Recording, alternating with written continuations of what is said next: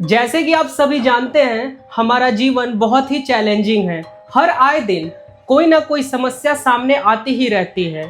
इन समस्याओं को अच्छे से टैकल करने के लिए और एक बेहतरीन जीवन जीने के लिए हमारे एटीट्यूड का पॉजिटिव होना बेहद ही ज़रूरी है। या आपने कोई गोल सेट कर रखा है जिसे आप एक निश्चित समय में अचीव करना चाहते हैं, तो आप पॉजिटिव एटीट्यूड की सहायता से उस गोल को बेहद ही आसानी से अचीव कर सकते हैं। इस वीडियो के अंत में मैं आपको कुछ टिप्स बताऊंगा जिसकी सहायता से आप पॉजिटिव एटीट्यूड अपना सकते हैं और खुद को हमेशा पॉजिटिव रख सकते हैं। तो इसी के साथ वीडियो में बढ़ते हैं आगे। हम बचपन में जो भी एटीट्यूड अपनाते हैं, चाहे वो पॉजिटिव एटीट्यूड हो या नेगेटिव एटीट्यूड हो, वही एटीट्यूड जीवन भर हमारे साथ रहता है। इसमें कोई शक की बात नहीं है कि बचपन में पॉजिटिव एटीट्यूड अपनाना बेहद ही आसान होता है। यदि बचपन से ही आपका एटीट्यूड पॉजिटिव बन गया है तो आप बहुत ही खुशकिस्मत हैं। कॉन्ग्रेचुलेशंस। हमें जैसा भी माहौल, शिक्षा और तजुर्बा मिला हो, पर बड़े होने के बाद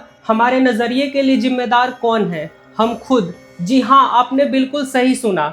हमें अपने व्यवहार और कामों की जिम्मेदारी एक्सेप्ट करनी होगी। आपने अपने आस पड़ोस में देखा होगा कि कुछ लोग किसी गलती के लिए खुद को छोड़कर बाकी सभी लोगों को जिम्मेदार ठहराते हैं। ऐसे लोग अपनी असफलताओं के लिए अक्सर अपने माँ बाप, जीवन साथी, शिक्षक, आर्थिक स्थितियों और सरकार यानी पूरी दुनिया को ही गलत ठहराते हैं। अब सवाल यह उठता है कि यदि किसी व्यक्ति का जानबूझकर या हालात के वजह से एटीट्यूड नेगेटिव बन गया है तो क्या उसे बदला जा सकता है?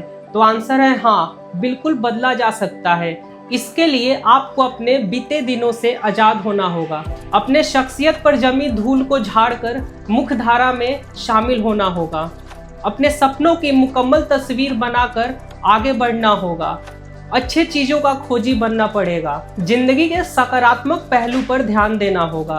किसी इंसान या हालात के बुरे पहलू के बजाय उसके अच्छे पहलू पर ध्यान देने की शुरुआत करनी होगी। हम में से ज़्यादातर लोगों को अपनी ही सोच का माहौल कुछ इस तरह से ढाल देता है कि हम गलतियों और कमियों को निकालने के आदी हो चुके होते हैं और इसलिए तस्वीर का अच्छा पहलू हमसे अनदेखा रह जाता है। अब मैं आपको बाइबल में बताई गई स्टोरी की सहायता से यह समझाने की कोशिश करूंगा यदि आपका एटीट्यूड नेगेटिव बन गया है तो उसे पॉजिटिव एटीट्यूड में कैसे बदल सकते हैं। तो स्टोरी शुरू करते हैं।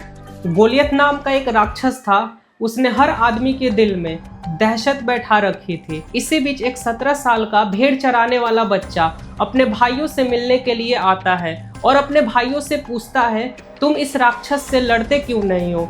उसके भाई उस राक्षस से बहुत डरते थे। उसके भाइयों ने कहा, तुम्हें दिखाई नहीं देता? ये राक्षस इतना बड़ा है कि इसे मारा नहीं जा सकता। इस पर डेविड ने कहा, बात यह नहीं है कि इस राक्षस को इसके विशाल होने की वजह से मारा नहीं जा सकता, बल्कि बात यह है कि वह इतना विशाल है कि उस पर लगाया गया निशाना कभी चूक ही नहीं सकता।